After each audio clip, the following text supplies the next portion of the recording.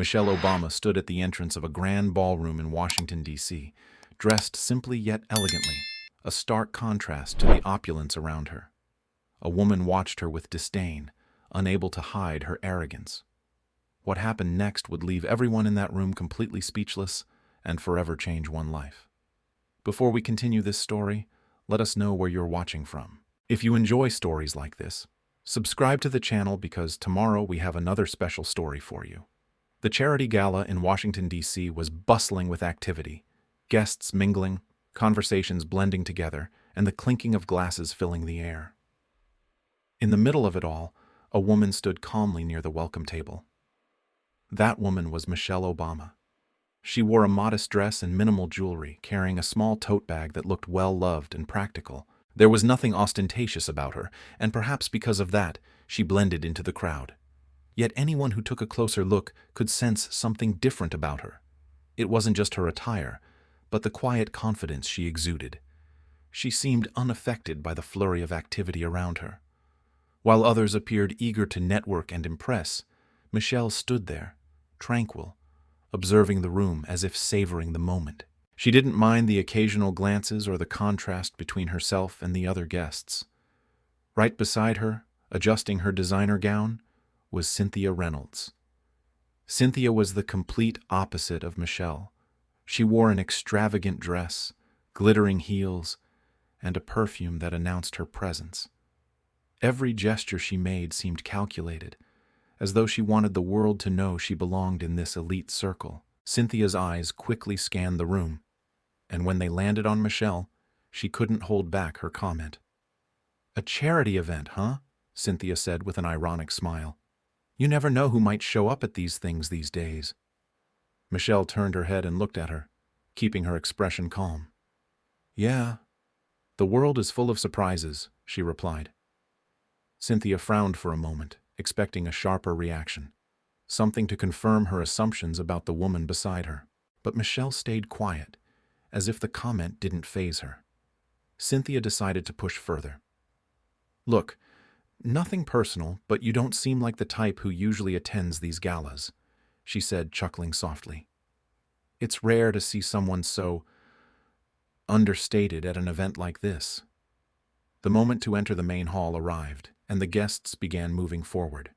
Michelle and Cynthia, without exchanging any more words, followed the crowd. Cynthia walked with firm, confident strides, while Michelle maintained her steady, unhurried pace. When they reached the seating area, the unexpected happened. Cynthia checked her place card once more, and, as she looked up, saw Michelle settling into the seat right next to hers. "You've got to be kidding me," Cynthia muttered, shaking her head in disbelief. She sat down beside Michelle and let out a low chuckle, as if the situation were a joke. Of all the places possible, it had to be here. Michelle simply looked at her with that same calm demeanor and gave a slight smile. "Looks like we're sharing the evening together then," she replied politely. Cynthia crossed her arms, trying to hide her discomfort.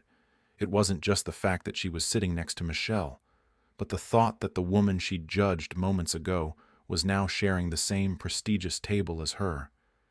She couldn't explain why, but Michelle's presence unsettled her in a way she couldn't ignore. As the other guests settled in, Cynthia decided to strike up a conversation, but not in a friendly way. "So, what do you do?" she asked with a casual tone, as if she already thought she knew the answer but wanted confirmation. Michelle, who was adjusting her tote bag beside her chair, looked up and answered simply, "I work in public service." Cynthia raised her eyebrows, feigning surprise. "Oh, I see. Community organizing? Small-scale stuff?" Michelle gave a slight smile and shook her head. "Something like that," Cynthia laughed. "I've always found it interesting how people try to find their place, you know? But sometimes certain spaces just aren't meant for everyone, like a gala like this, for instance." Michelle looked at her for a moment, assessing the situation, but maintained her calm demeanor. "I think we all have our place," she replied, "and sometimes it's exactly where we are." Cynthia let out a short laugh. "That's nice, kind of philosophical even, but real life isn't that simple." Michelle didn't respond immediately. She just turned her attention to the stage as if the conversation were over. But Cynthia wasn't done yet. "You know what?" she said, leaning slightly toward her. You might be sitting here, but there are things influence can't buy. Some places will never really belong to certain people." This time, Michelle didn't respond with words. She simply looked at her for a moment with an expression that combined patience and a certain firmness, a look that said more than any words ever could. Cynthia, realizing her provocation hadn't had the desired effect, leaned back in her chair with a satisfied smile. She thought she had the upper hand, but the truth was, things were only just beginning. Cynthia was convinced she was in control, but Michelle's calmness hid something she couldn't foresee. With every passing minute, what seemed like a simple exchange was turning into something much bigger. The event began, and the waitstaff moved through the room offering drinks. Cynthia made sure to be noticed. "A glass of champagne, please," she said with a confident smile. "Something that matches the exclusivity of this table." The server nodded with a professional smile. When it was Michelle's turn, she made a simple request. "Just water, please." Cynthia didn't miss the opportunity to comment. She looked at Michelle with that same air of superiority and let out a chuckle. "Water?" she asked, almost laughing. "Don't tell me you're going to waste the experience of a night like this with water." Michelle took the glass the server handed her and replied calmly, "I'm fine with this. Sometimes simplicity is enough." Cynthia narrowed her eyes, as if trying to decipher the answer, but quickly decided to push back. "Yeah, I guess that works for people who settle for less. Not everyone is born to enjoy the best life has to offer." Michelle raised the glass and took a small sip, not responding immediately. Other guests began to notice Cynthia's provocative tone, but since Michelle appeared unbothered, no one intervened. "Maybe the best is different for everyone," Michelle finally said with the same calmness as always. Cynthia didn't like the answer. She took a deep breath, trying to maintain control of the conversation. "Or maybe people who say that just never had access to what really matters. Some things are beyond the reach of certain people, you know." The server, who was attending to another guest, cast a discreet glance in their direction, as if considering stepping in. But she noticed Michelle was handling the situation well. "Well," Michelle responded with nothing more than a slight smile, turning her attention back to the stage. Cynthia, on the other hand, didn't seem satisfied. She wanted to provoke more, but was beginning to realize that Michelle was a difficult opponent to rattle. Cynthia was convinced she was winning the dispute, but for the guests around them, her arrogance was becoming increasingly uncomfortable. While Michelle remained calm, Cynthia was about to face a reality that would completely change her views on people. The server returned to their table with a tray of appetizers. Cynthia decided to continue her string of provocations. "You know, life is like being at an event like this," she began, gesturing with her champagne glass. "You work hard, earn your spot, and then you get to enjoy it. But some people, well, it seems like they're only here because they got lucky." Michelle placed her water glass on the table and finally turned to face Cynthia. Her gaze was calm, but there was something different in it now, as if she was ready to respond more directly. "Luck or hard work, we all end up in the same place when the night ends, don't we?" she said, her tone serene but firm. The guests around them, who had previously been discreetly observing, began to pay closer attention. The table was almost uncomfortably silent. Cynthia smiled, clearly trying to hide that the response had hit her in some way. "Well, I wouldn't say that. Some of us are simply on a higher level. Not everyone understands the value of being here." Michelle leaned forward slightly, crossing her arms. "I think the value of being here," she gestured around the table, "isn't about what you have, but how you treat others." The phrase hung in the air like an undeniable truth. Some guests nodded slightly, while others exchanged approving glances. Cynthia, on the other hand, seemed uncomfortable. She tried to laugh it off, but her nervousness was starting to show. "That's a good one. Gala self-help philosophy. Maybe you should consider giving motivational talks," she said, trying to keep her tone sarcastic. Michelle simply gave a short smile and turned back to face the stage, ending the conversation without saying anything more. Her calmness seemed to speak louder than any words. The guests around them began to react subtly. Some whispered to one another, while others looked at Cynthia with disapproving expressions. A couple seated nearby, who appeared to have recognized Michelle, remained silent, respecting her privacy but clearly admiring the way she handled the situation. Cynthia, meanwhile, began to notice she was being watched, and not in a positive way. Her posture, once so confident, began to shift slightly, but she still wasn't ready to admit she had lost control. Cynthia thought she was winning the dispute, but the reactions around her told a different story. She didn't yet know that what was coming next would make her question everything she believed about status, power, and respect. As the server passed by collecting empty glasses, Cynthia seemed determined to win the debate she had started. "You know what's funny?" she continued. "People who have nothing to show for themselves always talk about things like humility and simplicity. Ever noticed that?" Michelle leaned forward slightly, looking Cynthia in the eye. "I've noticed that sometimes the people who talk the most about what they have are the ones who feel the emptiest inside." The words hung in the air for a few seconds, and Cynthia seemed momentarily stunned, struggling to find a response. She opened her mouth but couldn't immediately form the right words. Guests around them exchanged glances, some visibly impressed by the way Michelle handled the provocations. "Look, I don't mean to be rude," Cynthia said, finally recovering. "But the world is competitive. If you don't show what you have, people will ignore you. That's just how things work." Michelle leaned back in her seat and replied calmly, "Maybe, but I think true success doesn't need to be shouted about. It speaks for itself." Michelle's words seemed to carry weight throughout the table. A few guests nodded discreetly, while others shot disapproving looks at Cynthia, who clearly wasn't used to being challenged this way. By this point, the atmosphere at the table had shifted. Many guests were now fully tuned into the exchange between Michelle and Cynthia. An older woman sitting nearby turned to observe more closely, shaking her head as if to express disapproval of Cynthia's behavior. Cynthia, aware of the stares, tried to hide her irritation, but instead of backing down, she threw out another jab. "Cheap philosophy. It might sound nice, but the real world doesn't work that way." Michelle looked at her, still maintaining the same tranquil expression. "The real world is made by people, Cynthia.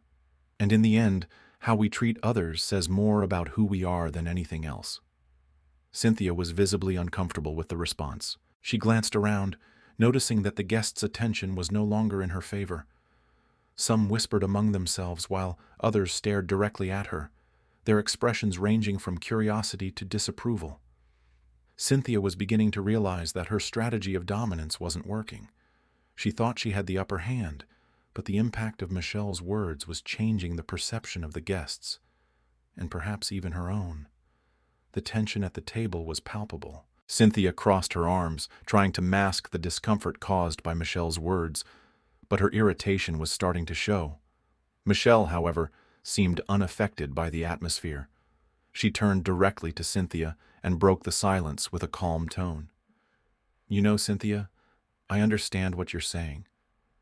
The world can be very competitive, but I've learned that sometimes the need to prove something to others comes from something deeper, an insecurity, an inner struggle." Cynthia furrowed her brow, unsure whether this was a provocation or a genuine attempt at conversation. "Inner struggle?" she said, laughing. "I don't know where you got that idea, but you couldn't be more wrong." Michelle gave a slight smile and shook her head. "Maybe. But I've met many people who thought success was all about what others could see. Deep down, they were just trying to fill something missing inside them." The words hit Cynthia in an unexpected way. She fell silent for a moment, fidgeting with her bracelet almost absent-mindedly, but she quickly recovered her defensive tone. "That's not me. Everything I've achieved, I worked hard for, and I don't need anyone telling me how to live my life." Michelle remained calm, as if carefully choosing her next words. She observed Cynthia for a few seconds before continuing. "I'm not saying you didn't work hard. I just think that sometimes we get so caught up in the idea of showing off what we've achieved that we forget to look inward. Who are we without all of this?" Cynthia pressed her lips together, visibly uncomfortable. The question seemed to echo in her mind, but she wasn't ready to admit that it struck a chord. "Who are we?" she replied with a cynical laugh. "We're what we build. Without it, we're nothing." Michelle held her gaze, her expression now more serious. "I disagree. I think we're defined by what we do for others, not by what we accumulate. And in the end, the things we show the world matter less than what we carry inside. She pointed to her chest, and her words resonated throughout the table. Some guests nodded subtly, while Cynthia appeared to struggle to maintain her composure. "That's easy for you to say," Cynthia said, almost rising from her seat. "You don't know anything about me. You don't know what I've been through to get here." Michelle responded firmly but without raising her voice. "You're right. I don't know your story.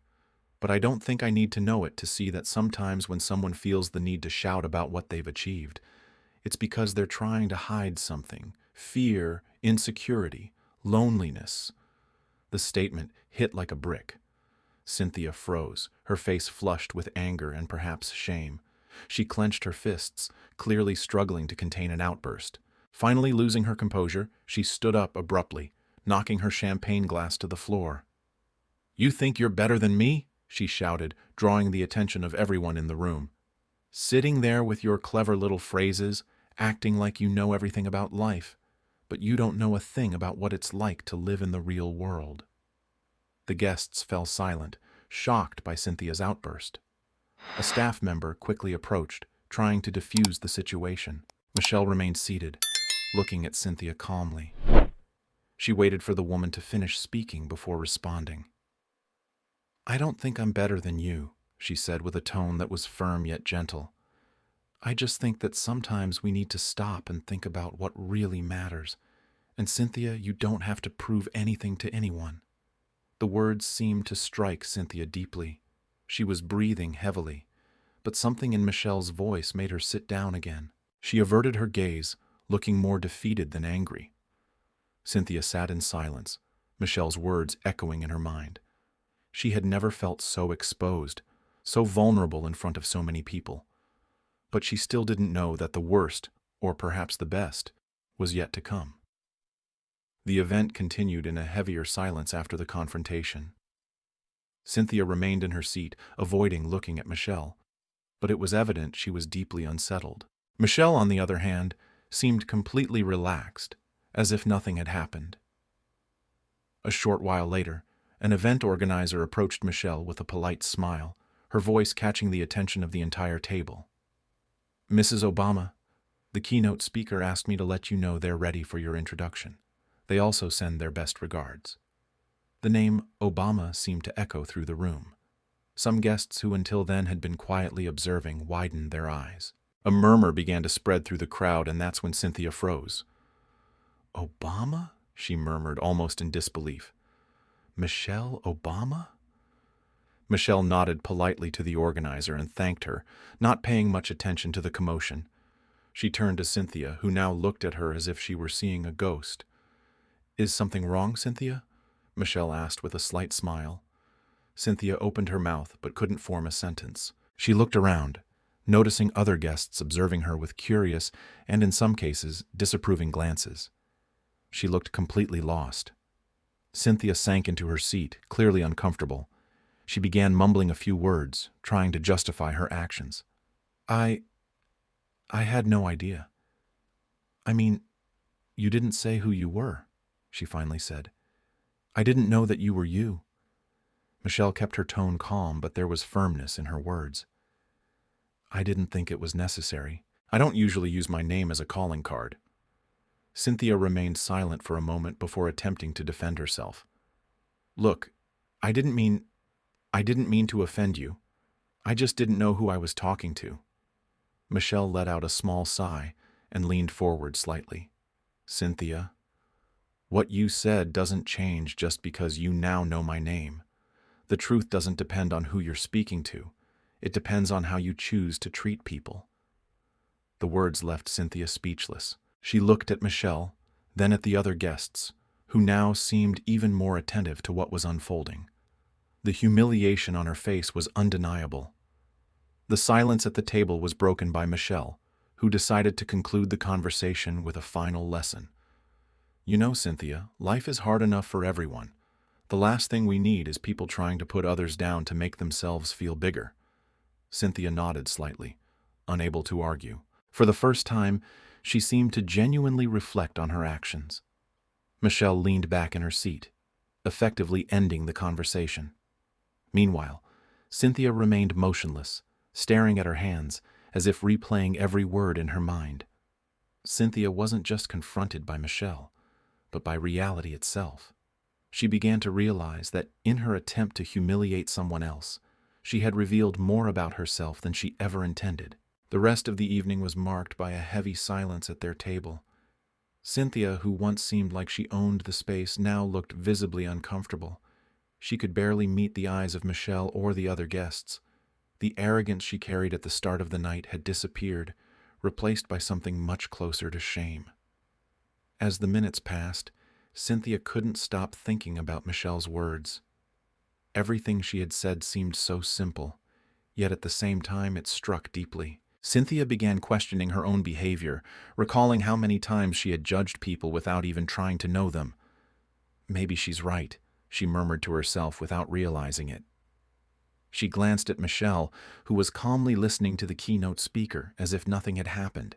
This only amplified the impact of the situation. Michelle hadn't made any effort to prove herself. She had simply let her actions speak for her. As the event drew to a close, Cynthia finally mustered the courage to say something. She turned to Michelle, her eyes still lowered, and said, "I need to apologize. Not just because of who you are, but because I was arrogant. I acted like an idiot." Michelle looked at her, her expression as tranquil as ever. She waited a moment before responding. "I appreciate the apology, but more than that, I hope you learn from this." Cynthia nodded slowly, realizing that those words were an opportunity for change. Then Michelle continued, "Sometimes what we search for most in the world is what we find least within ourselves. I hope you figure out what really matters." Cynthia remained silent, but Michelle's words stayed in her mind. She knew that moment had the potential to change something inside her if she allowed it. After the event ended, Cynthia stood still in the ballroom, watching Michelle walk away. She saw guests discreetly approach her to greet her and thank her for her presence. Michelle responded to each one with patience and a genuine smile, without haste or arrogance. It was evident that her simplicity and kindness came from within. Cynthia looked down at her own hands and sighed. She knew she needed to change. Michelle's words still echoed in her mind, a reminder that a person's true worth isn't about their status, but about how they choose to treat others. As Michelle disappeared into the crowd, Cynthia felt something new. Hope, maybe. That encounter hadn't been a coincidence. Perhaps it was a chance to start over. In the end, we all carry choices that shape who we are. Are we living to impress others, or to become better people? Michelle's words leave a clear lesson. True success isn't about what you achieve or show off, but about the positive impact you leave on the world and the lives of those around you. So the next time you find yourself in a situation of judgment or conflict, remember, respect and humility never go out of style. And perhaps the change you want to see in the world needs to start with you. If you enjoyed this story, we have many more that will warm your heart. Click the screen to explore more stories of hope, compassion, and resilience.